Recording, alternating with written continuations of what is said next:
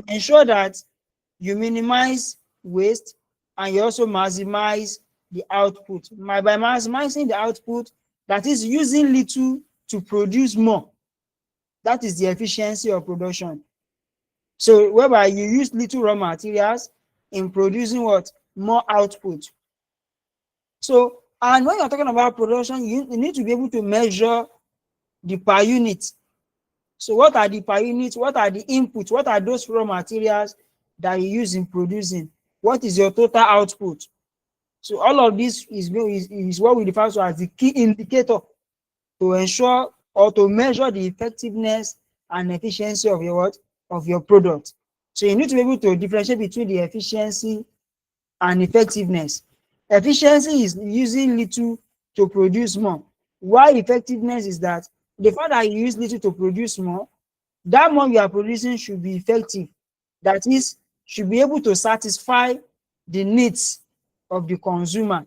The consumer should be able to derive utility.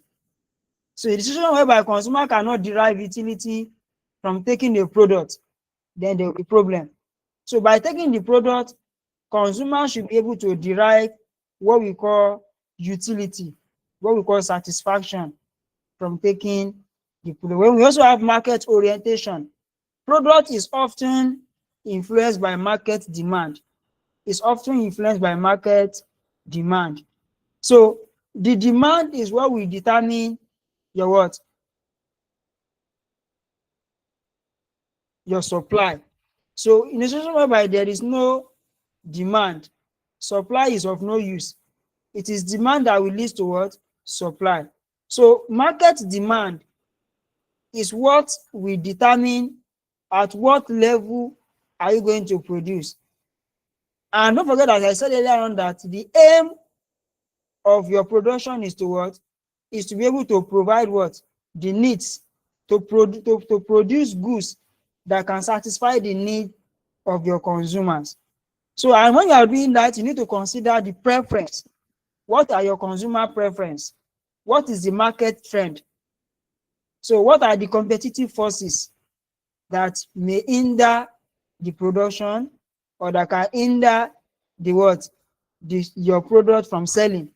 Or what are those things that can hinder you from satisfying your consumers or your consumer needs? So all of these are what you need to take into consideration. Then we also have globalization. In a globalized economy, so product may involve the coordination of activities across different countries. So what we are saying there is that your production should not only limit to what? To those that are within. So you should also be looking at how can you satisfy your what? Your external what? Consumers. That is, those that are beyond your what? Your reach. So all of these are what you need to take into consideration. So having looked at the key aspects of the definition, we also need to look at what are the types of production that we have. So production can be categorized into three. So we have three types of production. So we have the primary production, we have the secondary production, and we also have the tertiary production. So what is primary production? Primary production involves what? The gathering of raw materials. By gathering raw materials from their natural locations, which may include farming. For example, let's take farming as an example now. By farming, that is when you plant. By planting, after that, you come to what? You now do to other process of harvesting, from harvesting to sell. Then we also have fishing. You source from fish in their natural location. You go to ocean, you go to a river, you go to sea to catch fish. So all of this is what? You are getting it from what? From the natural location, from the natural source. So the process whereby you gather raw material from their natural location is what we classify as what? Primary production. So we also have the secondary production. What is secondary production? Secondary production involves what? All the stages that the goods pass through after you have extracted to manufacturing. So don't forget that primary production has to do with what? Extraction of raw materials in their natural what? natural form, or natural location. That is primary production. Now, what you have extract from the natural location, you now transform it into what? Into what? By producing it into, you extract it into manufacturing. That is, for example, as a case study now, you go to the river to catch fish. By catching fish, that is primary production. So that fish that you have catch now is what we now transform. You repackage it, you reprocess it into what? That's where we now have sardine. That is where we have all these smoked fish. So all of these are what we classify as what? Secondary production. So the third aspect of it is what? Is what? Tertiary. What is tertiary? Tertiary involves the service of people, the service that people give directly to members of the society. For example, what I'm doing currently now, teaching, is an example of tertiary what? Production. Are you getting it now? When you hire someone to come and plait your hair for you, what that person is doing is what? Is an example of tertiary production. When you have a generator and your generator is faulty, you need to call the engineer that will come and service it. What that person is doing is classified under tertiary production. So all of these are the three aspects of production that we have. So before we move on, is there any question before we proceed? Nechi, do you have any question on what we have said so far? No question. All right, so let's proceed. So having looked at what are the three types of production that I mentioned?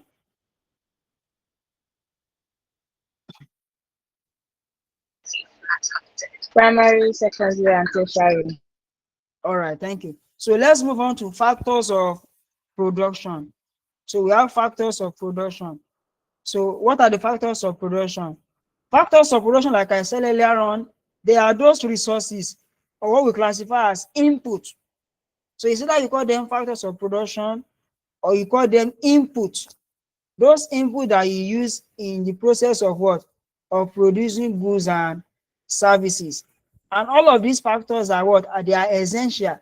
Essential means that they are important in order for you to create economic value. And we have four factors of production. The first one is land. So land is a free gift of what? Of nature, as we all know. Land can be defined as a what? As a free gift of nature. And I think that is explanatory. Then we also have labor. So labor refers to what? The human effort. Human effort. The skills, the abilities that we apply to what? To production of goods and services. So examples of labor is what? The workers, employee, manager, and any human resources contributing to the production process. Then we also have capital. What is capital? Capital represents the man-made tools. It represents the man-made tools, that is the machinery, the equipment. Some people will tell you that capital is the amount you use to start a business. So which means for you to start a business, you need capital. So which means that is one of the first things that you need. You can't start a business, you cannot produce when there is no capital. So capital is one of the first factors, one of the first input, one of the first resources that you need before you can produce anything. Then we also have entrepreneurship. Entrepreneurship, that is the person that initiates, or the innovator, the person that take risk, that organize other factors of what? Production. Don't forget that entrepreneurship is one of the factors of production, and entrepreneurship means the ability or the risk aspect of an individual who organize and combine the other factors of production. So entrepreneurship is the one that we combine, that we organize all other factors of production. So anybody that own a business or that start a business, we classify such person as an entrepreneur. So what are the functions of entrepreneur? What are the functions of entrepreneur? So the entrepreneur is the owner of the business and provides the capital The ownership of business may be one person or group of persons who have provided the capital. So sometimes you can see that it will be an individual that will be the owner of a business, and sometimes you will see that they are a group of what? People who own a business. And what is the function of the entrepreneur? The entrepreneur organizes and combines the other factors of production for the production of goods and services which are used to satisfy human wants. And the entrepreneur bears the risk. So entrepreneurship is also called the risk bearer of business failure. So if the business fail, it is the entrepreneur that will take the risk. And if the business also succeed, it is the entrepreneur that will also take the risk. So whether there is benefit, whether there is profit or loss, the entrepreneur will enjoy it when there is profit, and when there is loss, he also bears the loss. So the entrepreneur is the principal decision maker in any production process. Though this may be shared with, so sometimes the entrepreneur is the one that make decision. Why? Because he's the one that bear the most risk in the business. So that is for the function of entrepreneur. Then we also have the production function. You remember in our last class when we were discussing about demand. So I mentioned then that we have demand function. So just as we have demand function, we also have production function. And what is production function? The production process involves the transformation of input or factors of production into output of goods and services. So when you transform goods into output, it classifies as what? Production. So what is not a production function? A production function shows the maximum quantities. It shows the maximum quantity of a product that can be produced using various set of input and an existing technology at a given period of time. So what we are saying is that production function simply means what is the maximum quantity, what is the total, the maximum that you can produce using different what? Input.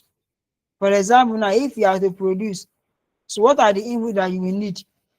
For example, if you want to produce 2 bags of rice, let's say it will take you 5 people to do that. So if you have to produce more bags, how many people are you going to need? That is what production functions wants to teach us. So then we also have production analysis in the short run. So we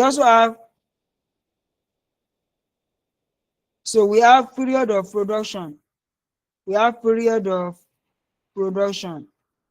So what is the period of production? Period of production is a process,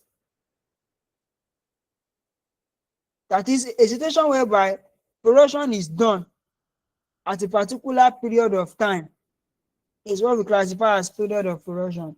And it can be classified into two. So we have the short run and the long run. What is the short run? Short run period in production analysis. So what is short run period? This is a period of production during which some factors of production are fixed while some others are what? Variable. Please take note of that. The moment you are asking example, what is short run period? Short run period is a period of production of which some factors of production are fixed while some are what? Are variable. And if I may ask, Inechi, when we say something is fixed, or let me say what do you understand by fixed cost?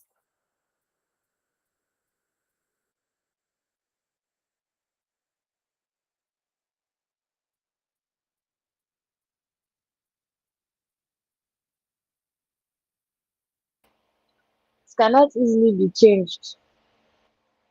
Okay, can you give us one example of fixed cost?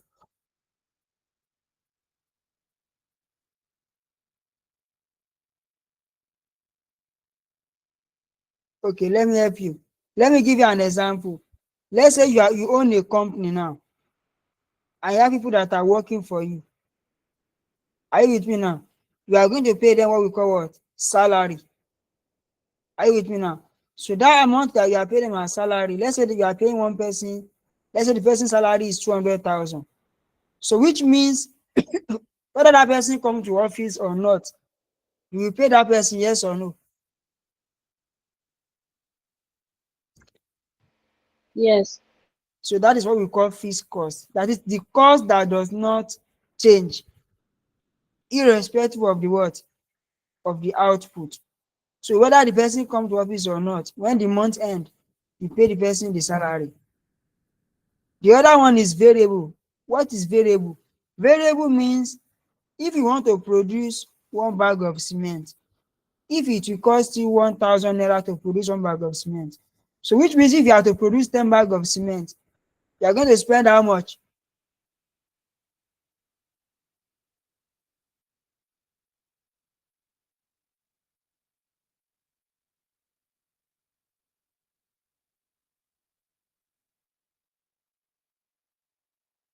Hello?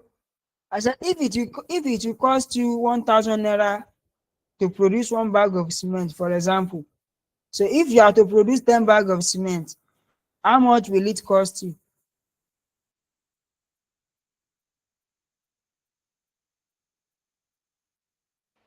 10,000. Yes, that is a good example of variable cost. So variable cost means the cost that varies from the word variable. That vary means that changes with the level of what? Output. Output means the more you produce, the more the cost. That is variable cost. So that one changes with the level of output. While fixed costs are cost that does not change irrespective of the what? Output. If you like produce 5,000, it is still the same amount that you are going to spend. The same amount you will spend if you produce one is also the same amount you will spend if you produce 10. That's how we call it fixed cost. So in summary, when you are asking what is short run period? Short run period of production is a period through which factors of production are fixed, while some are what? Variable. While the other one is long run period of production. What is long run period of production? Long run period of production is a period of production within which all inputs are what? Variable. And when we say input, don't forget that the input I'm talking about here, we are talking about the factors of what? Production. All inputs are what? Variable. That is the changes. Don't forget, please be able to differentiate between the two. Short run period is a period of production of which some production are fixed, of which some factors of production are fixed, while some are what? Variable. While the other one is a long run period of production, this is the period of production of which some factors of production or some input are what? Are what? I'm talking about for long run now. Of which all factors of production or input are what? Are variable. That is for long run period. So let's move on to classification of input. So classification of input. So in production theory, inputs are divided into fixed and variable. So we have fixed input and variable input. So the distinction is important in that it helps us to determine whether a firm which does not cover its total cost of production should stay open or shut down. So what we are saying is that this classification of input is going to let us to understand if you as a producer should continue to produce or you should stop producing. So the first one is fixed input. What is fixed input? Fixed input is an input whose quantity cannot be varied in short run when demand conditions require an increase or a decrease in production. For example now, factory building, capital equipment, some skill. So what we are saying is not talking about fixed input. Fixed input means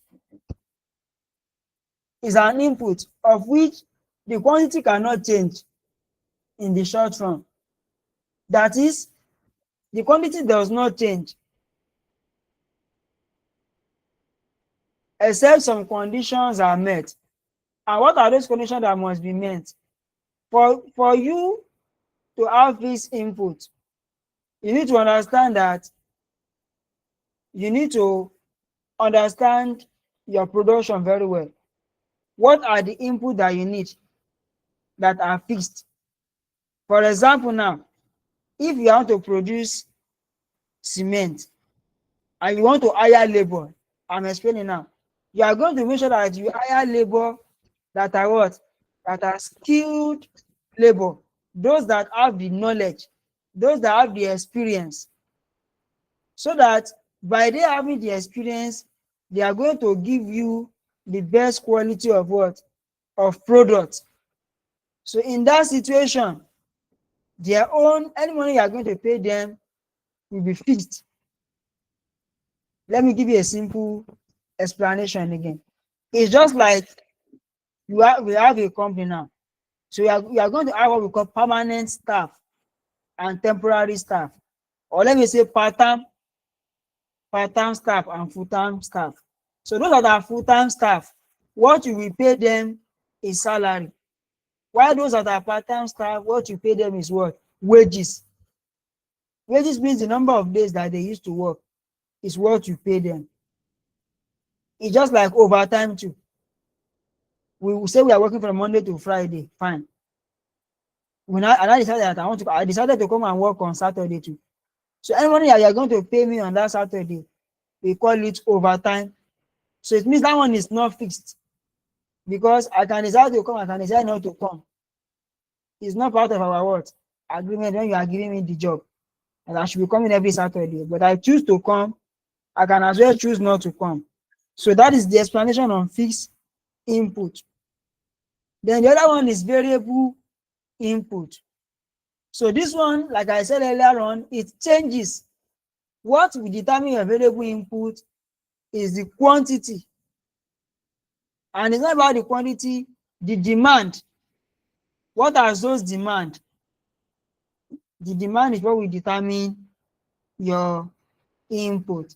Then we also have production analysis. We have production analysis in the short run. Production analysis. So in the production process, the output or product may be described in three ways. So we have the total product, we have the average product, and we also have marginal product. What is total product? From the word total, total product refers to the total quantity or output of goods and services produced by a firm or an entire economy over a specific period of time. So when you hear the word total product, it means the total quantity of products and services that is produced by a firm or an entire what, or the whole economy over a specific period of time. That is total product. Then we also have average product. What is average product? Average product refers to the average output produced per unit of a specific input. So average product means if you want to calculate average product, you divide the total product by the quantity. Please take note of that, please. For you to calculate average product, if you can write it down, please, because you can be tested on this in exam. Average product, which is AP. How do you calculate average product? Average product is equal to what? Your total product. Total what? Product divided by what? Quantity. This is the formula for calculating average product. Your TP means total product. So if your total product is 10 and the quantity you want to produce is 2, that will be 10 divided by 2, and that will give you 5. So if you want to calculate your total product, let me give you the formula for that one too. The total product is equal to what? Your average product, which is your AP multiplied by what? Quantity. This is the formula for calculating total product. That is your average product times quantity. So if your average product is 5 and the quantity you are producing is 2, that will be 5 times 2. Quantity means the number of units. How many are you producing, or how many do you want to sell? That is what we call quantity. The Q there. Then the other one is marginal product. Marginal product. What is marginal product? Marginal product is the additional output or quantity of goods and services produced as a result of using one more unit of a specific input. So when you hear the word marginal in economics, marginal means extra or additional. That is the meaning of what? Marginal in economics. Please take note that the extra unit that you produce as a result of using one unit of a what? Of a specific input. That is what we classify as marginal input. Then we also have the formula for calculating your MP, which is your marginal product. That is change in quantity all over what? So change in total product. And this change, I tried to ask the question about this change I'm talking about. This is what we call change. This change means if you have a quantity, let's say let's say you produce 2 before. Are you with me now? You now want to produce from 2. You want to produce 3 now. So for you to get change in quantity, so it's going to be 3, which is the one that you just produced now. 3 minus what? Minus 2, the one you produced before. Everything all over what? Change in total product 2. So if your total product, when you produce 3, total product is going to be, how many did you produce? All of your production. Let's say everything that you produce is what? Is let's say 10. So it's going to be what? Change in quantity all about change in total product. So that is what we classify as the formula for marginal product. So from there, we move on to law of diminishing return. Law of diminishing return. And what does law of diminishing return state? Law of diminishing return states that, please can you confirm that you can hear me? Law of diminishing returns. I can hear you. Okay. Law of diminishing return is also known as law of diminishing marginal returns. And what does this law state?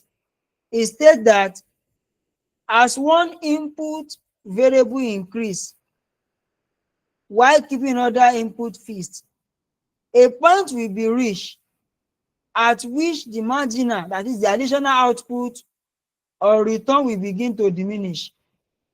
So what we are saying is that, we said marginal is additional. So the more additional that you produce, the less of one input that you are using. Let me give you an example. Let's say labor now. Labor is an example of input factors. Let's say you have 8 laborers, that is worker, that are working for you. So if you want to produce more, what does that mean? It means for you to produce more, you need to hire more labor. And by the time you hire more labor, you are going to spend more to pay them. So it means you are increasing your production.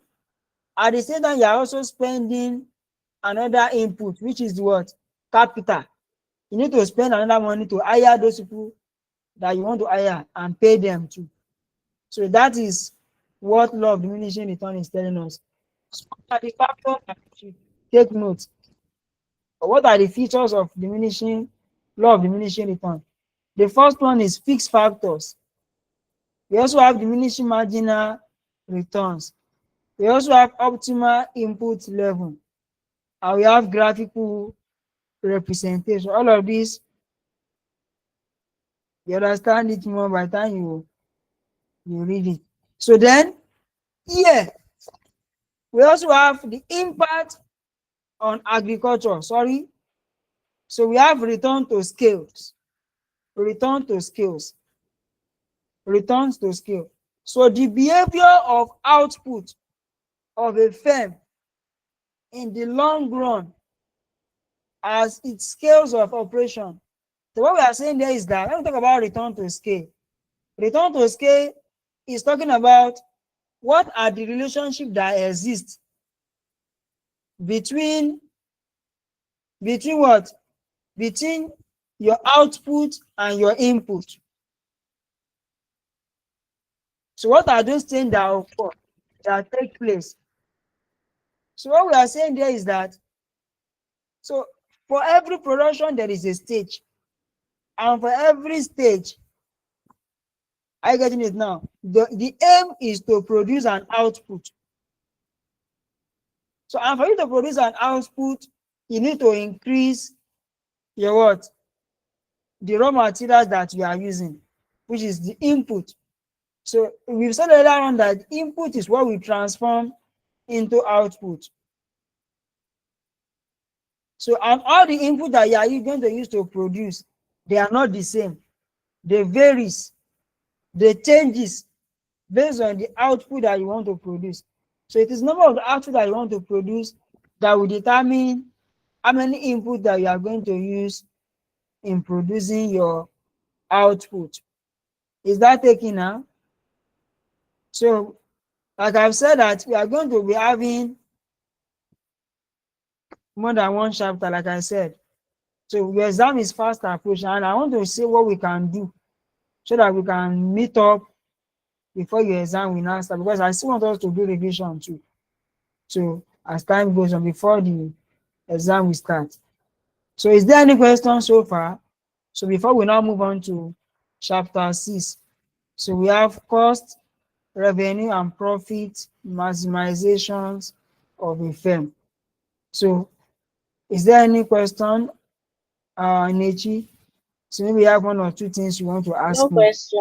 before, before we move No on to, question for now.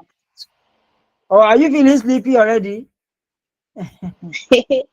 No, I understand, don't worry. not yet. So all right, so let us just manage the time to place. So everything will go well. So let's move on to chapter 6. So in our chapter 6, we have cost. Like I've said, as you can see on my screen too, we have cost, we have revenue and profit maximization of a firm. So before I explain what we have on the screen, I always like to look at cost. When we say cost simply means the amount that it will take you to produce. Are you getting it now? Or before, let me even ask you, how can we get profit? If you have to calculate profit, how do you think you will get profit? If you are a business person selling something now, so how can you calculate profit? Let me ask. Oh yeah, tell me, how do you calculate profit? Or how can you know that you are making profit?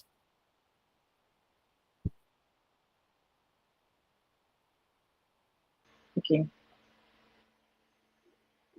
Um, you know that you're making profits when um, your cost is less than your revenue. Okay. So in summary, if you have to calculate profit, so how do you calculate it? What is the formula?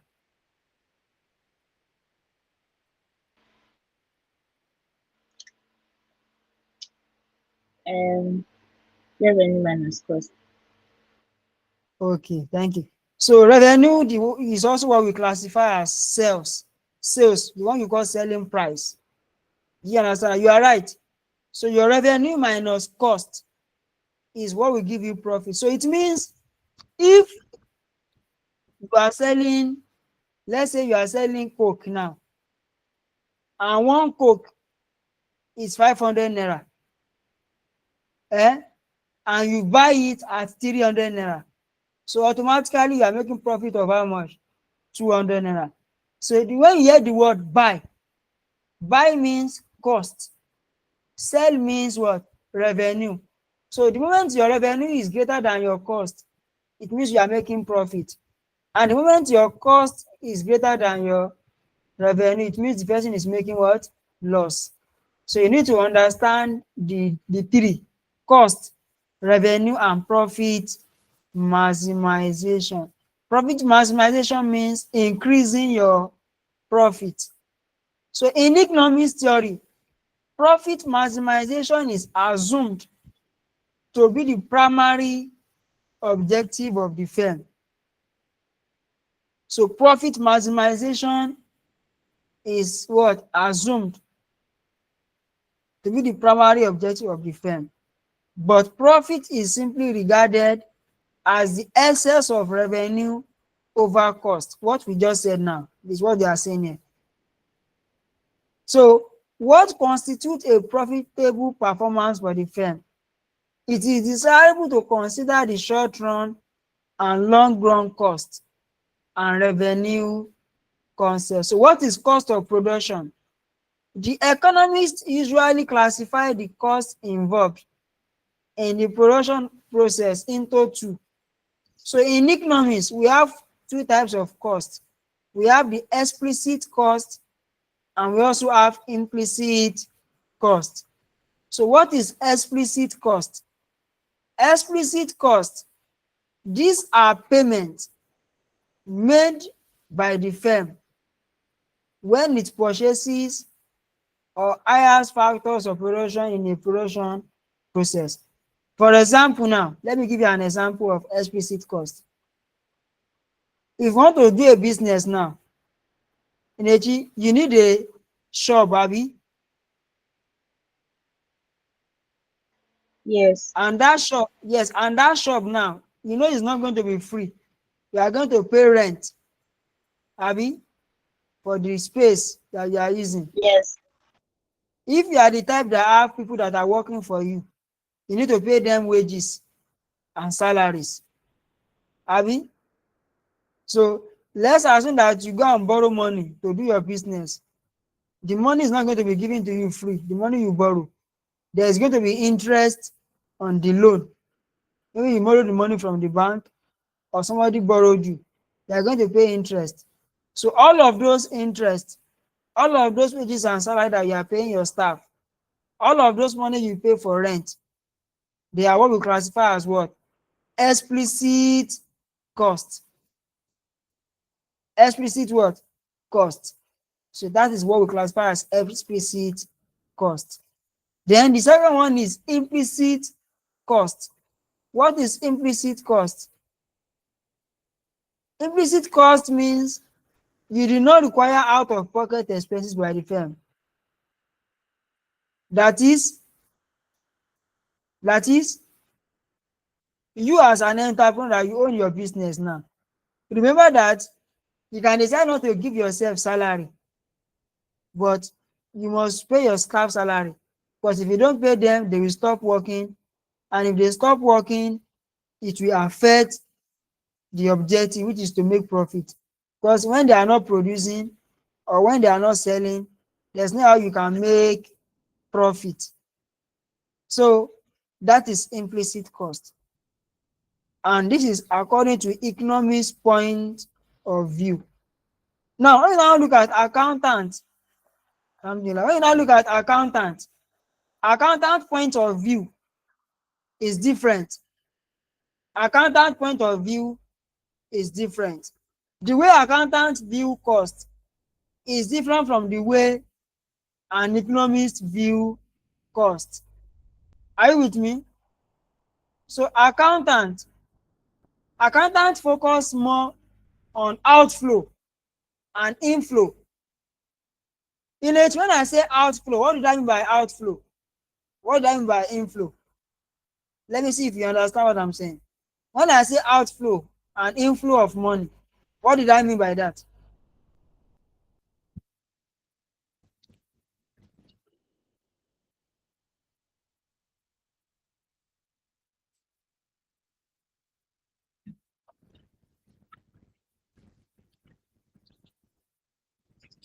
Hello?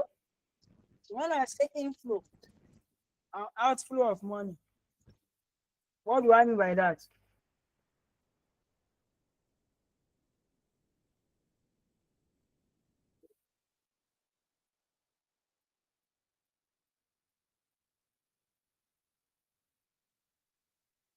Are you with me? Yes, I'm here. Okay, so when I say inflow of money and outflow of money, so what is your understanding? What do you understand by that?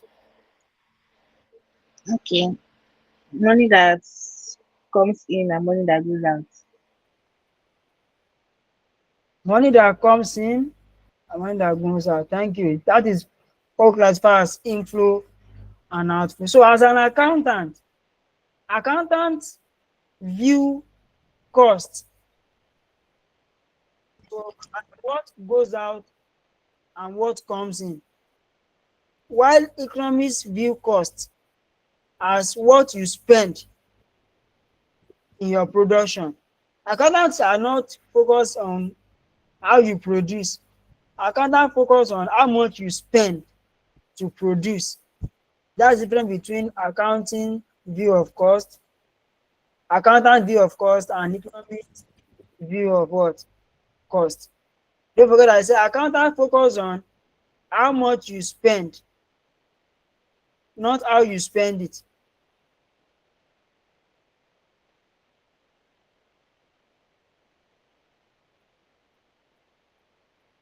Are you with me? So let's move on.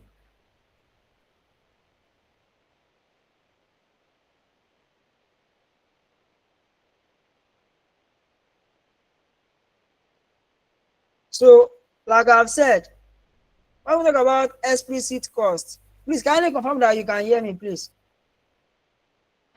Because of the I can hear you. net. Okay. So when we talk about explicit cost, these are payments made by the firm when it purchases or hires factors of production in a production. Like I've said, when you have people that are working for you, your staff, the money you pay them, the salary you pay them, the money you pay for the rent of the building you are using to do your business or the shop, all of these are classified as what? Explicit cost. While the other one is implicit cost. That is, if salary you did not pay yourself, that you decide to pay your staff because you believe that if you don't pay yourself, there's no problem.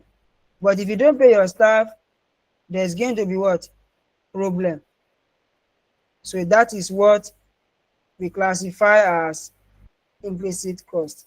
So if you look at what I put here now, because you can be asked in exam, economics point of view focus on what? Explicit cost plus what? Plus implicit cost. That is economic point of view on cost. While the other one is what? Accounting cost. And what is accounting cost? Accounting cost simply means what? Explicit cost alone. You can see the difference between the two. One is combining two, while the other one is focusing on what? Explicit cost. That is accounting focus on how much did you pay your staff, how much did you pay for rent, how much did you pay when you borrow money, the interest on loan. That is accounting cost. But economics focus on the money you pay your labor, your staff, and how much you spend to produce one item. So that is that about that. So let's move on. Let's move on. Let's move on. Because of our time, we need to also manage time. So then we also have short run cost concept. We have short run cost concept. So the short run period in production, as I've explained that before. So what is total fixed cost? What is total fixed cost? Total fixed cost is the cost incurred on fixed factor input. On fixed factor what? Input. And what is the example of fixed cost? Example of fixed cost is rent. Now, let me ask Kinetina, why do you think rent is a fixed cost? Let me see if you understand what you are saying. Why do you think fixed cost, rent is an example of a fixed cost? Why do you think so?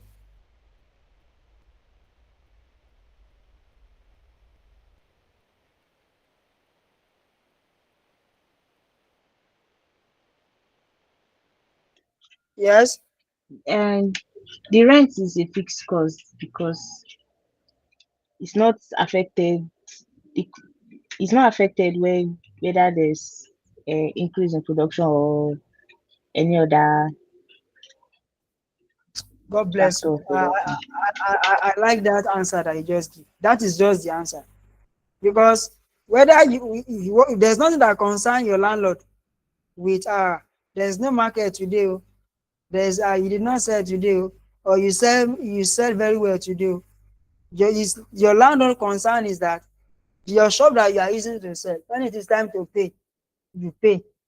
It's the same thing with the house that we are living to. You can't be telling landlord story when it is time for you to pay for rent. So it is fixed. Whether you sell or you don't sell, you must pay. Same thing as what? As interest on loan. When you want to go and borrow money now, and they say that if you borrow 500,000 now, they say that the interest is 50,000 now. Then it is not time to pay. You're not telling them story that because there's no market today, they are not going to hear that. So that's an example of fixed cost. And what is the formula for calculating total fixed cost, which is TFC? The formula for calculating TFC is what? Total fixed cost. Total fixed cost is equal to what? Fixed cost times what? Fixed cost times what? Times quantity. Fixed cost times quantity. Fixed cost times what? Quantity.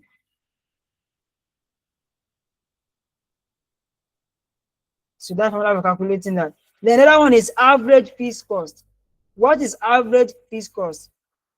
Average fixed cost is the total fixed cost per unit of output produced. So how do you calculate your total fixed cost? So how do you calculate your average fixed cost? Average fixed cost is calculated by saying what? Your total fixed cost, TFC, divided by what? Quantity. Quantity means the output, the number of units that you produce. This is formula for calculating what? Total fixed cost. Please take note of that. Take note of that. So then the other one is what? Total variable cost.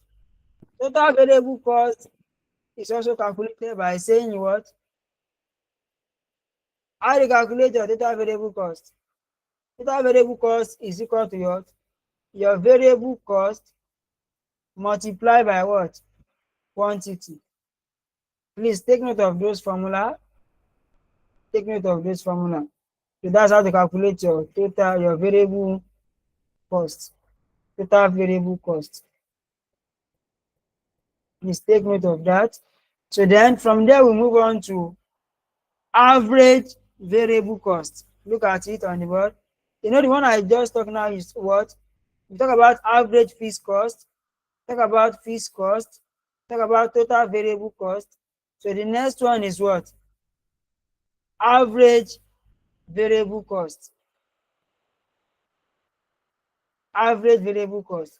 So to calculate our total variable cost, so you can see the difference now. So to calculate our total variable cost, average variable cost is equal to what? total variable cost divided by quantity. Please take note of that. Take note of that. Then the next one is total cost. So how do we calculate total cost? Total cost is equal to what? Total fixed cost plus total variable cost. Total fixed cost plus total variable cost. While your average total cost, the formula is what? Total cost divided by what? Quantity. Please take note of all of these formula. They are very much important.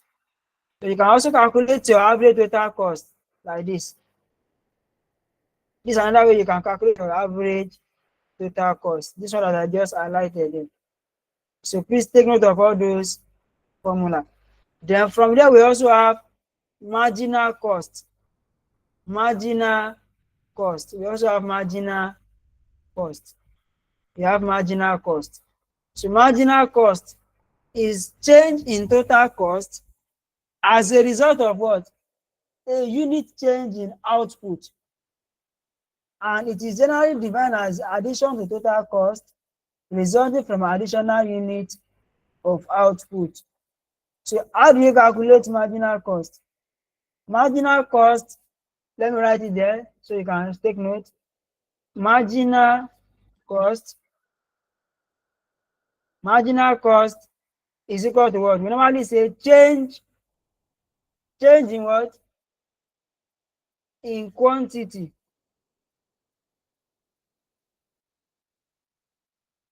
Change in quantity, change in quantity all over change in what? Output. So change in total cost, that's the formula now. We say change in total cost divided by change in quantity. Did you get this formula? So let me explain. So if you now want to calculate change, if you want to calculate change in total cost, change in total cost. So this formula of calculating change in total cost, you say new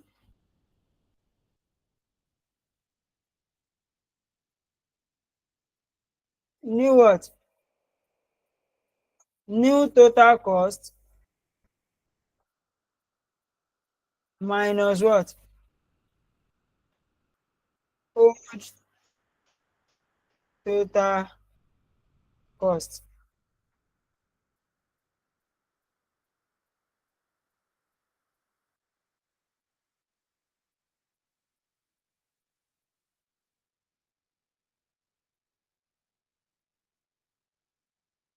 Are you with me?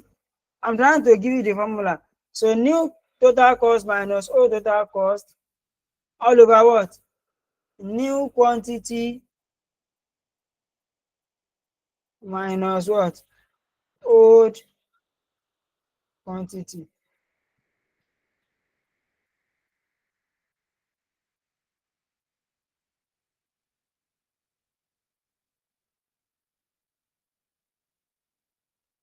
So this is formula on the board. So this is for change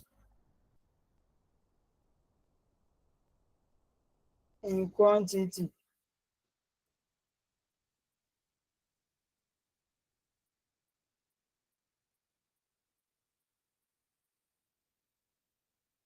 So you can initiate to the board now, because you can be asked to do this in exam. So if you want to calculate marginal cost, are you with me? So marginal cost, the formula is change in total cost all over change in what? Quantity. Please take note. Do you get this now? So if you have to calculate your marginal cost means change in total cost all over change in quantity. So how do we now calculate change in total cost? That is your new total cost minus old total cost. So let me give you an example now. If let's say we have 1 here, let's say we have 1, we have 2, we have 3. Are you getting it now? So this is quantity. Eh? Let's say this is amount. Let's say this is total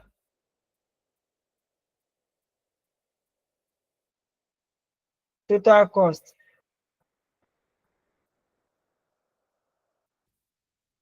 So let's say this one is 500.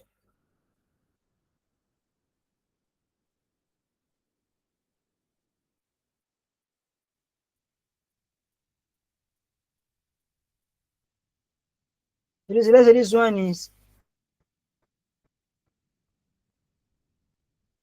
let's say this one is 600. And let's say this one is 800. So in nature, are you with me? Yes. So I'm just trying to give you a simple so that you can understand it. So if you have to calculate marginal cost here now, are you with me now? So you will just say it will not be change in total cost all over change in quantity. So what will be our change in total cost here? How will I get change in total cost?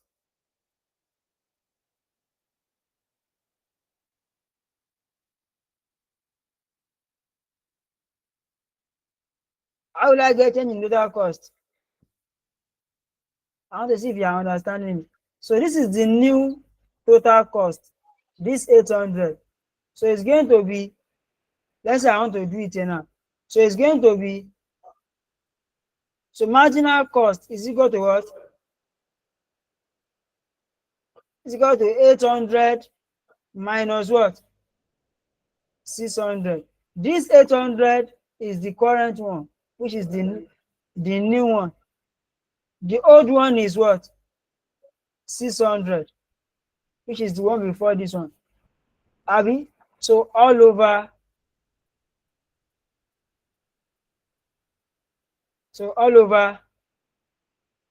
all over what? Change in quantity. So what is the new quantity now? Lechi?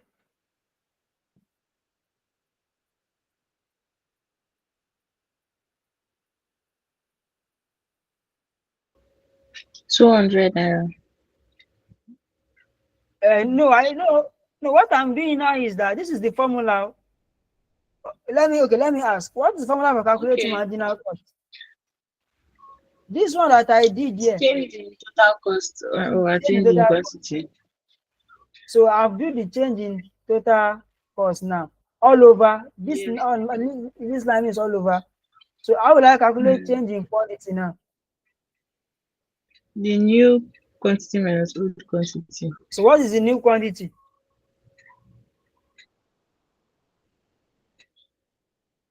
So what's going to be the new quantity now?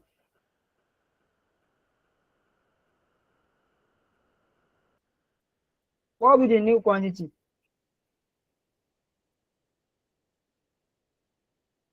Oh yeah. So that's going to be 3. When the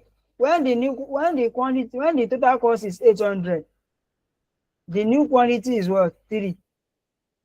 And when the total cost is 600, the quantity is what? 2. So this is new total cost. This is old total cost. This is new quantity, which is 3. This 2 is what? Old quantity. So the answer is now going to be what? 800 minus 600 will give me what? Will give me what? 200.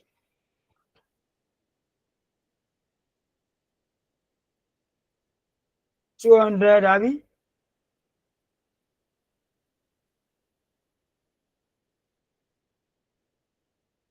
So it's going to give me 200 all over what? 3 minus 2 will give me 1. So then my answer is going to be what? It's going to give me what? 200. So that's how to calculate. 100. Yes, that's how to calculate change That's how to calculate your marginal cost. So our marginal cost here is going to be what?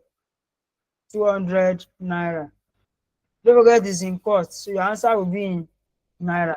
So what I just did here, this explanation is how to calculate your marginal cost. So you need to understand the formula is what? Change in total cost all over change in quantity. And change in total cost means new total cost minus old total cost all over new quantity minus old quantity. Please take note of that. So let's move on to the next slide. So we have economies and diseconomies of scale. Economies and diseconomies of scale. Economies and diseconomy of scales are respectively the advantages and disadvantages of large scale production. They are the advantages and disadvantages of large scale production. So I want us to round up the class when it is 11:30, so we can round up. So economies and diseconomy of scale is like saying advantage and disadvantage. Advantages and disadvantages. That's the meaning of economy and diseconomy. The advantages and disadvantages of large scale production. The expression advantages is used to represent benefit that help the firm to produce at a reduced unit cost of production. So when we talk about economies, this economy is the same thing as saying what? Advantage. So it means what assists a firm in producing more with little what? With little cost. That is, how can you produce more with little cost? That is economies of scales. So the other one is disadvantages, which we classify as diseconomies of scales. And what does that mean? It means to produce, you are spending what? Large cost of amount. So it means if you want to produce, you need to spend more. That is what? Diseconomies of scales. So what are the diseconomy of scales? So we have number one, we have internal economy of scales. Internal economy of scales are the advantages or benefits that the firm enjoys as it expands its size or increase its scale of operation. So it means if you want to increase your operation now, so it means what are the benefits that are, number one is what? Technical economies. These are economies that accrue from the use of large machine with emphasis on food utilization and efficiency in production. That is, you use what? Large machines in order to produce more. We also have marketing economies. These are derived from the bulk purchasing of input and bulk distribution of what? Output. Then we also have managerial economies. There are many managerial economies associated with large scale of production. Then we also have economies of research and development. All things being equal, larger firms makes greater profit and can set aside some of this profit for research and development of the product. Then we also have another one again. We have that is under internal economies of scales. So under external economies of scales, these are the advantages or benefits gained by a firm as the industry in which it operates grow larger. And what are these advantages? Number one, we have economies of skills labor. This involves upgrading the skills of labor through the provision of what? Education and training facilities in a well-organized industry. By giving your labor more education and training, it means you are equipping them to produce more, to be what? To be efficient. So we also have economies of research and development. So another advantage enjoyed by firms in well-organized industry relates to research and development activities. So we also have economies of common services. Through the concentration of firms in a given geographical location, the firms may enjoy certain common services. For example, now, you can't compare somebody doing business in the rural areas with someone doing business in the urban areas. So they will be different because number one, there will be access to facilities. One of the facilities is what? Quick transportation, quick communication medium, quick what? Access to what? Access to what? To good weather condition. So all of these are the factors that you consider. So we also, as we have economies of scale, we also have internal diseconomy of skills. And I think diseconomy is talking about the disadvantages that a firm gets or derived from its what? Scale of production. So then we also have the next one again, external diseconomy of skills. These are the disadvantages that confront firms in an industry. As the industry grows larger beyond the optimal size, these disadvantages are due to external factors within the industry. So what we are saying here is that external diseconomy is talking about the one that are uncontrollable to the firm. And don't forget that the firm is looking forward on how to maximize their profit. So and how can you do that now? You need to ensure that, because I told you, you cannot control, they are the uncontrollable. So if the raw material that you want to use to produce, if they are increasing, if the prices are increasing, it will affect your what? Your production. That is one. Also, for you to produce more, you need to have skilled labor. Those labor that have the required skills, the required knowledge, the required competence. And for you to get this labor that are skilled, you need to pay. You need to pay them. And by paying them, it means you are spending more cost, which will affect your production. Then we also have revenue concept. All what we have been talking about since is focusing on cost.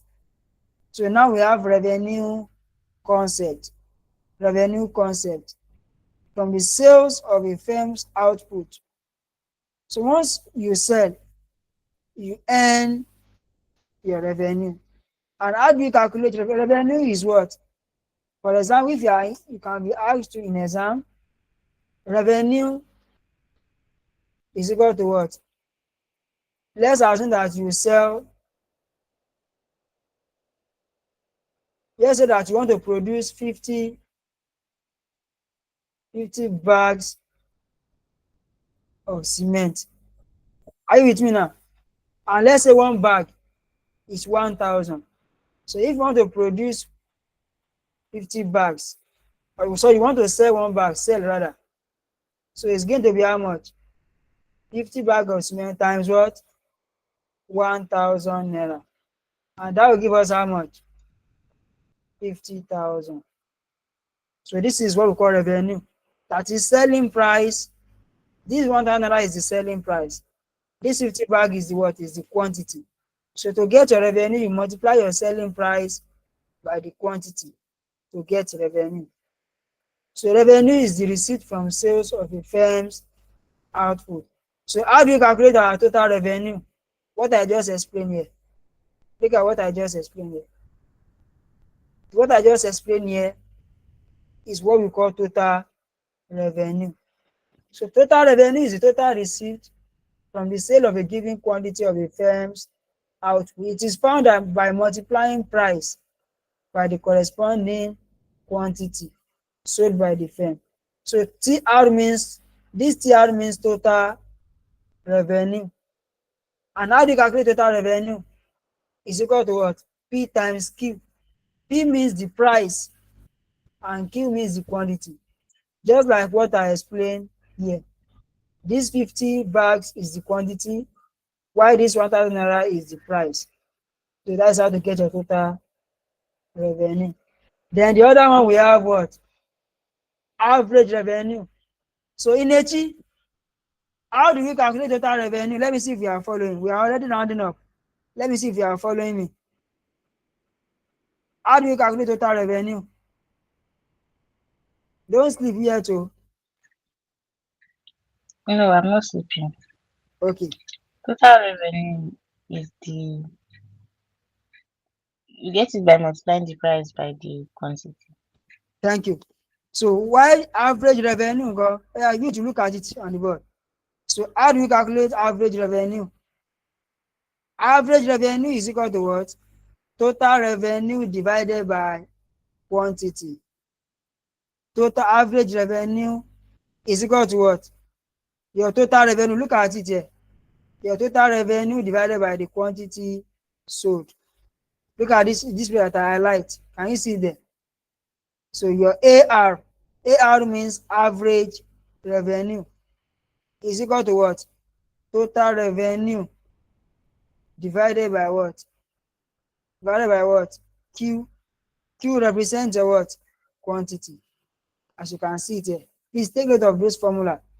Why the other one is what? Marginal revenue. After any time you hear the word marginal, marginal means after you must have attained your total revenue. The additional, are you getting it now? Marginal means additional or extra. And when you hear the word marginal, it means change in total revenue divided by change in what? Change in what? Quantity sold. Are you with me, Ineji? Yes. So if you have to calculate MR, marginal revenue, don't forget the formula. The formula is what? Change in total revenue all over change in what? Quantity. And how do we say you calculate your change in total revenue?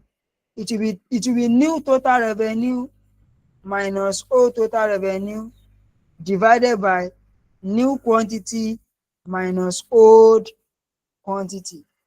It's just as if you are calculating marginal cost. Remember I said marginal cost is what? Change in total cost all over change in what? Change in what? Quantity. The same thing for revenue. Change in total revenue all over change in what? Quantity. Please take note of those formulas. They are very much important. Please don't forget them.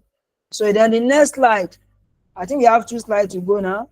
So we have the price making firm. This is a question that they normally ask almost every year. Almost every year. Please don't joke with it. So price making firm. A firm is described as a price making firm if it has a significant control over the price of its product. Please take note of that. Please. So when we say a firm is a price making firm, it means that firm has a significant control over the price of its product. Please take note of that. So we also have profit concept. Profit is the reward enjoyed by entrepreneurs or owners of businesses. It is found by subtracting total cost from total revenue. I think I've explained. Thank God you've mentioned it. You are the one that mentioned it when I asked. So this is how to calculate profit. Total revenue minus total cost. So if after subtracting your total cost from total revenue, if the result is negative, then it is referred to as negative profit or loss. Inechi, can you explain what they mean here? Let me highlight. Look at this place that I highlight. Can you explain what they mean there?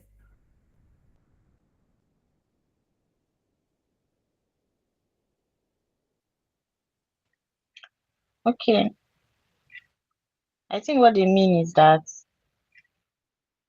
if when you calculate your when you subtract your revenue when you subtract your cost from your revenue and it's not giving you it's giving you a negative number, that means it's a loss. If it's positive, it would have been profit. Thank you very much. You've just answered it. So let's move on to accounting profit versus economic profit. So I think I've explained this one too. No, I've not explained it. I only explained accounting cost and economic profit. So what is accounting profit?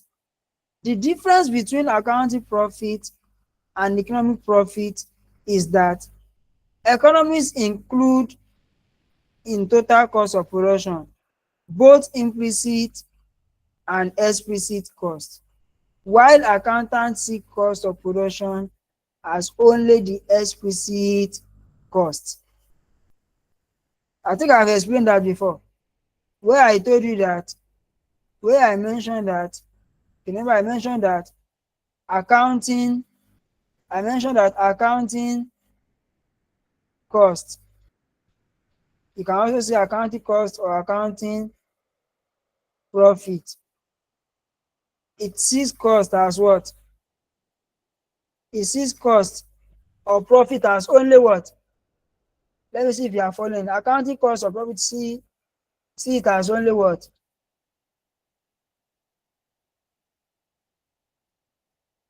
Explicit.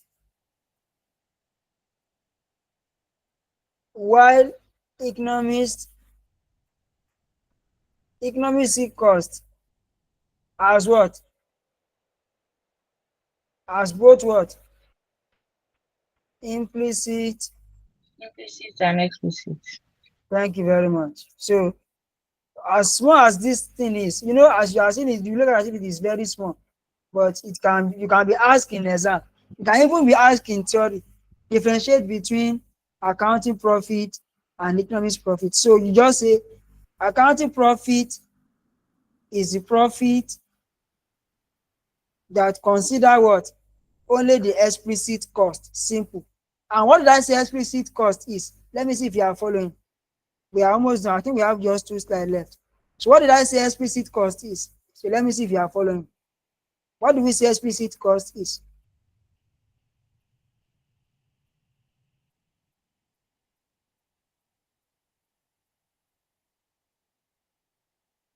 So explicit costs are those costs that factor what?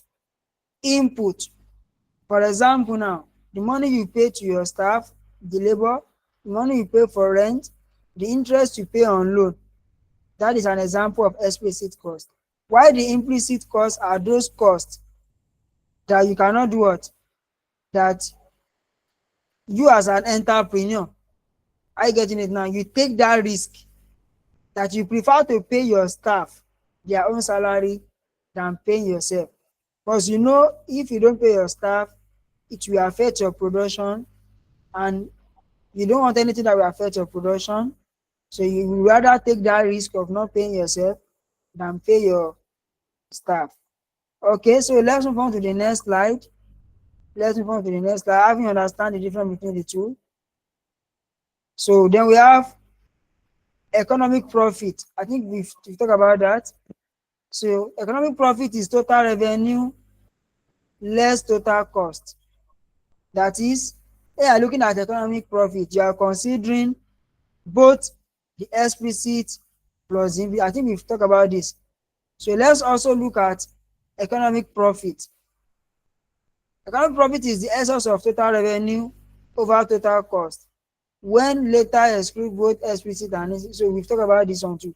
So let's look at normal profit. What is normal profit? Normal profit is N. Normal profit is N when total revenue is exactly equal to total cost, when the latter includes both explicit and implicit cost.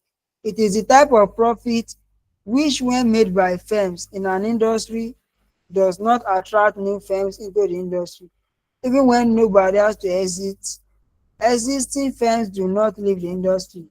Also, the firm profit then is equal to implicit cost. So in summary, when you are asking is that what is normal profit? So normal profit is the profit whereby normal profit is normal profit whereby profit is equal to what? Implicit cost. Please take note of that. Are you getting it now? While this is economic profit, let me just analyze everything here. Why economic profit is a profit that consider both what? Implicit cost plus what? Explicit cost. Then accounting profit. Accounting profit is the profit that only consider what? Explicit what? Cost. Please understand the difference between these three. So you can be asked this one too in exam, as small as it is. So understand the difference. Normal profit is the profit that consider the implicit cost. Are you getting it now? So why the other one is economic profit? This one consider both implicit cost plus explicit cost. Why accounting profit consider only explicit what? Cost. Then as we have profit, we also have what? Loss. Economic loss is the excess of total cost, both implicit and explicit, over total revenue. Over total what? Revenue. Then we also have profit maximization. A firm is said to be in equilibrium, that is maximizing profit or minimizing loss at the output level, whereby the firm's marginal revenue is equal to its marginal cost. Marginal revenue is equal to marginal cost. That is necessary condition, provided that output level is marginal costing is rising. So this one is necessary condition when the firm marginal revenue is equal to its marginal cost. Then the other one is when marginal costing is rising, which one is sufficient condition. So energy, we've come to the end of today's class. We've come to the end of today's class. So in summary,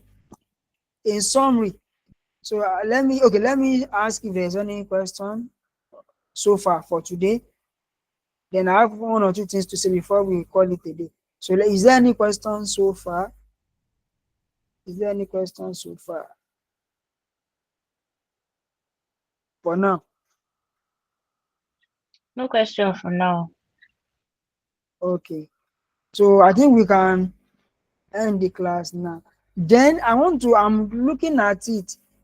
How possible I want us to, in any way possible, so that we can round up the material by the end of this month, or at most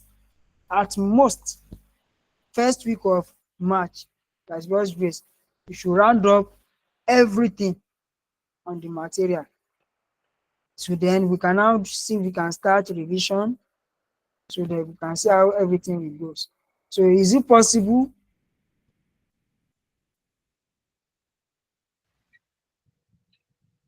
If we have evening class during the week. But that evening class is, look at it now. Clifford is not on the call now. And if you look at it, I've been communicating on the group, I think since yesterday. And even likewise, you didn't join on Sunday. I was waiting for you on Sunday morning. We normally have our class on Saturday. But I'm even supposed, I didn't tell you people I know, because I traveled. So I actually traveled out of Lagos. So that was, and I came back on that Saturday. So I traveled to Kano, and the flight landed very late on Saturday. So I couldn't schedule people for Saturday class. I was so tired when I got back from the flight. So That was why I scheduled people for Sunday. And I think I also messaged, I didn't see you join. So I now later called Clifford. So he said that he's not aware. I was so surprised he's not aware. He said he won't be able to join. Then I now mentioned that I want to schedule people for Monday or Tuesday, that you should get back to me, and he did not also get back. Then I also called your number, I think your number on Sunday morning, if I'm not mistaken. So trying to reach you, probably if you could also join. So I don't know. So as you have said, you've said well. So if we are going to be able to meet up as well, so we will not really focus majorly on weekend. Because even as I'm speaking with you now, I'm having another field work now.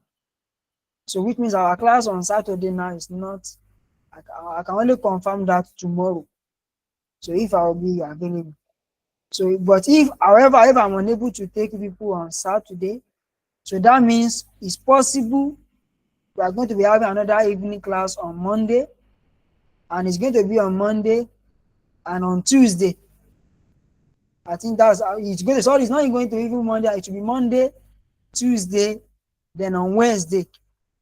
So I think that is one of it. But it may not be as late as this.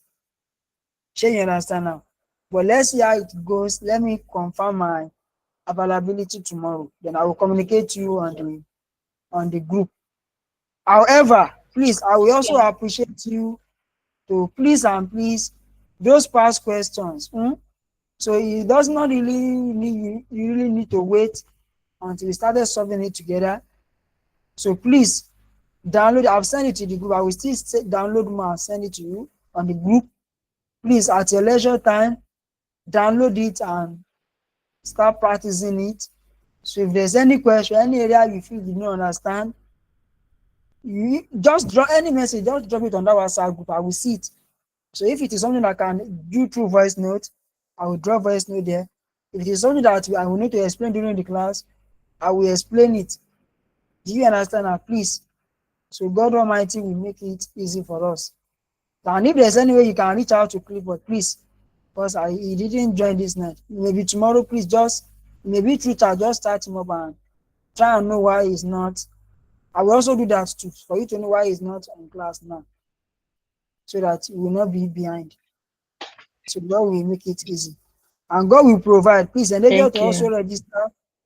register as soon as possible. God will provide. All right. So I Yeah, wish thank you you. a wonderful night rest.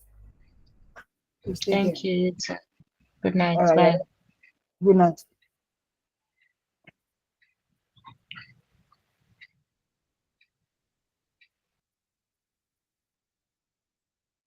Mo pẹ́ ó jápa.